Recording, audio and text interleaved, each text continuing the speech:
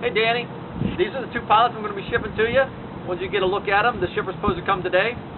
Since you're not here to receive them, what I'm going to do is just go over the pilot a little bit with you, kind of let you know what to look for, how to get set up for riding. Both pilots are ready to go. All you got to do is jump in them and go.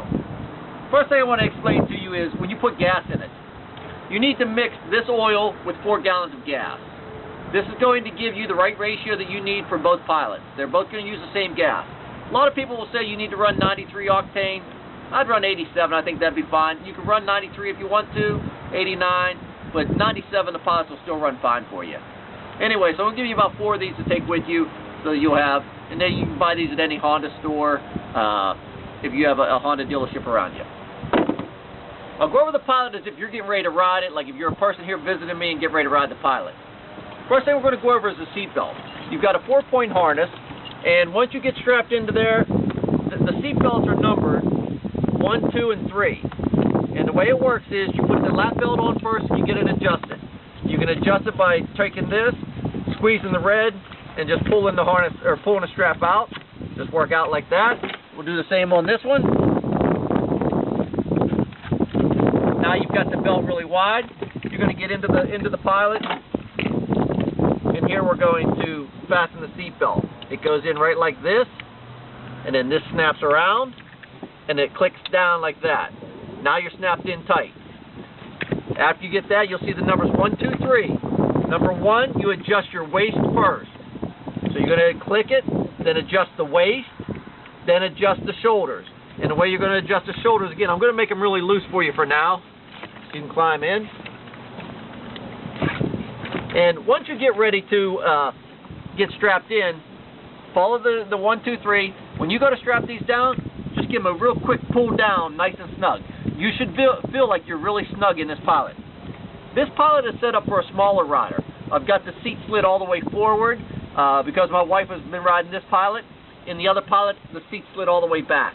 It's a really easy adjustment to do. There's 4 bolts on the bottom of the seat. You just reach up with a 17 wrench, so you would need a socket with a 17, loosen up the 4 bolts, slide the seat forward, backward. This pilot also has a thumb extension for someone who's got a smaller hand to do this. If you don't like this thumb extension, just 2 Phillips screws, pull that right off, you're back to the normal throttle. So let's go over the pilot starting. Whenever you start these pilots, you're almost always going to need to use the choke, unless you just shut it down a couple of minutes ago. The choke is right here in the center. We'll pull the choke straight out. It only pulls out about 1 inch. And then here's the key. Turn the key on. Now, we look at our lights here across the dash. Temperature light, parking brake light, neutral, reverse, and fuel. When you get low on fuel, you'll see this light come on. You still actually have quite some time before you're going to be out of fuel. So when you see that light come on, don't panic and think you got to get back in. You've got a lot of riding still. The reverse light, when you shift in reverse, that'll come on. The neutral light, it must be in neutral to start. And then you've got your parking brake. If you pull the parking brake, this light will be on, so that'll indicate to you. And then if you're getting too hot, this light will come on. You should never see that temperature light come on. So now we have our on and off switch right here. So to start the pilot, we got to be on, we got to be in neutral, we got to have the choke out. So here's the start button. I'm just going to hold it about 3 to 5 seconds. Shouldn't need to give it any gas. Should start right up. Just hold it about 3 to 5 seconds. I'm going to start it and I'm going to shut it right back off so we can talk.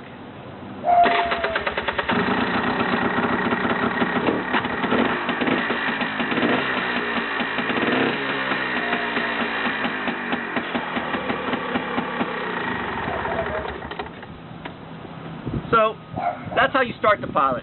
Then to shift the pilot, you're going to use this shifter here. You only have forward and reverse. The way the pilot shifts easiest, you pick up on this and you push forward.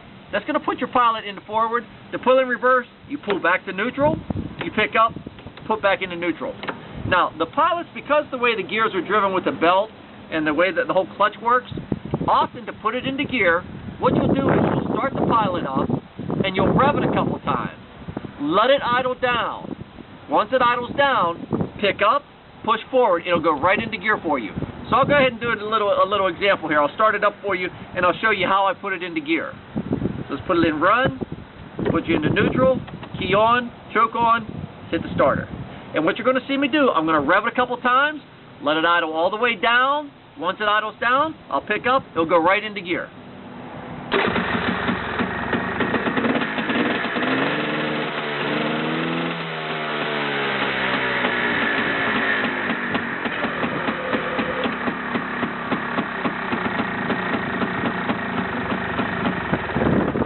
So that was putting the pilot into gear. At that point, you're ready to ride. All of your controls to control the pilot are here on the handlebar. Now, these straps have a purpose. What you want to do is put your hand up from the bottom and then onto the steering wheel so that when you're riding, this is the way you're holding onto the wheel. The purpose of this is, if you were to roll this pilot, your natural instinct is to put your arm out and catch yourself. You don't want to do that in this case. And this is what's going to keep you from doing that. Because if you put your arm out there, you're not going to have the strength to stop this pilot from rolling over. So always put your hands in these wrist restraints. Okay, when you're holding onto the steering wheel, you have your front and rear brake. Here's going to be your front brake. Here's going to be your rear brake. Headlight switch, I missed that part. So there's your headlight switch. So your front and rear brake on there, your throttle on here. You can easily keep this thing in forward, come to a dead stop, and just sit there and idle. You don't have to go anywhere just because it's in gear. You can sit at an idle, and then when you're ready to take off again, just give it gas, just keeping it in forward. You have two mirrors here to take a look behind you, and you can just move these around and get them adjusted so that you can see behind you. And I can't think of anything else that you need to go over. Just be ready to ride. That's the basics of getting ready to ride. Some of the maintenance you'll need to do, there in the toolkit, there is a low pressure gauge. The tires, they all hold air good, but if it's been sitting for, say it's sat for 6 months or so, they may get low on air. The pressure should be anywhere between 4 and 6 pounds. So if you use that low pressure tire gauge, 4 to 6 pounds will be good enough for you. Taking a look at the rest of the pilot, here's where you turn the fuel on and off. The fuel straight down is in the off position. We go to the outside, that puts you in reserve. We go to the inside, and that puts you in regular.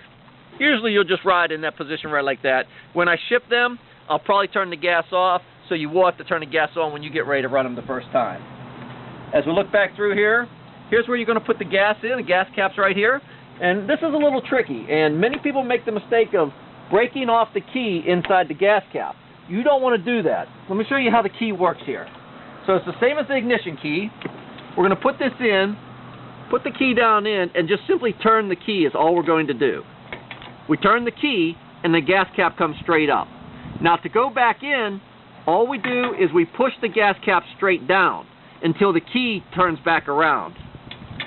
The key spun back around, pop the key out.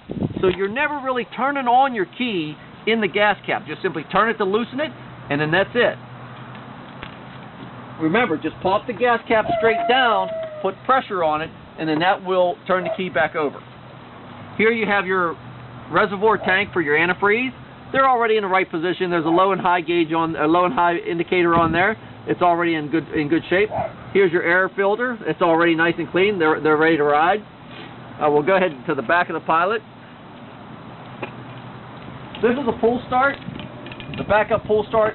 You should never need this pull start. I don't have the strength to pull this thing because these are very strong machines. But your average guy probably could pull it. Like I said, you'll very rarely need that. The only time you would is if you found that you had a dead battery. Another time that might help, if the pod's been sitting for 6 or 8 months, it may help to come over and pull start it instead of using the electric start, just because you're getting a little bit more power by doing the pull start. Here in the back you have your reverse light, so if you're riding with your buddy and you can tell when he's in reverse, all the lights, all the indicators work on these pilots. Here's where the battery is. If you were to have to jump start the battery, you'd have to reach into there. It'd be very, very difficult to do. You'd have to have very little jumpers, but it could be done. Battery just easily comes out. They're both very good batteries in the pilots. That's all I can think of right now. I'm going to send you a spark plug with you too, but you should rarely, I doubt that you would need a spark plug. If you're riding on the beach someplace, and I think you indicated you will, I would suggest stay out of salt water. I've never had these in salt water, and I don't know that it would hurt them, but just by nature, salt water can't be good for it. The other thing, if you're going to be riding on the beach, if you see that other ATVs are riding there and they have a flag kit, there's a good chance that you're required to have the flag kit. The Pilot does come with a flag kit option. I've never had the option because it seems mostly for people who ride in the sand. I've never ridden in the sand, but this is where the flag kit would bolt onto, and you might be able to find a flag kit somewhere from an ATV supplier. Abby, if you just want to go around the Pilots and take a look at them and show them the Pilots, and if you have any questions, you'll be able to call me, Danny.